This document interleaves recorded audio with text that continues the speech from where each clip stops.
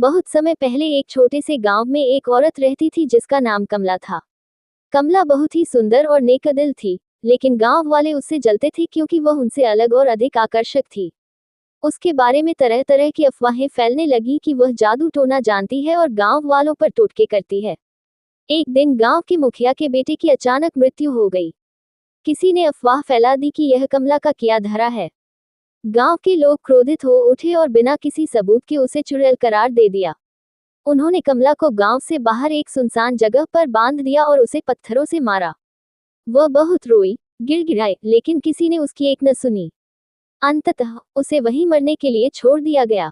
कमला की मौत के बाद गांव वालों को कुछ समय तक शांति मिली, लेकिन जल्द ही अजीब घटनाएं होने लगी। रात को लोगों को किसी औरत की चीखें सुनाई देने लगी, पशु बिना कारण मरने लगे और बच्चे गायब होने लगे। लोग डरने लगे और समझ गए कि यह सब कमला की आत्मा का बदला है। एक रात गांव के मुखिया ने देखा कि एक सफेद साड़ी पहने और बिखरे बालों वाली औरत उसके घर के बाहर खड़ी है।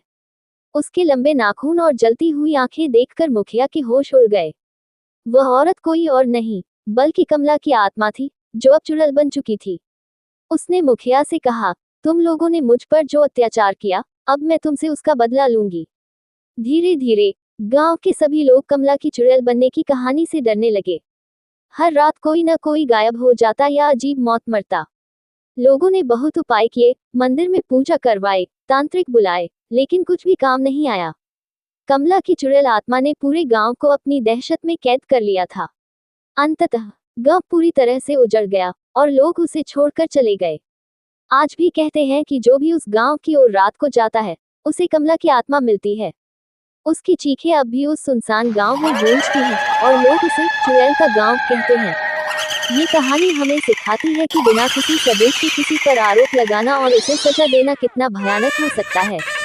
कमला के साथ अन्याय हुआ और उसी अन्याय ने उसे चुड़ैल बना दिया।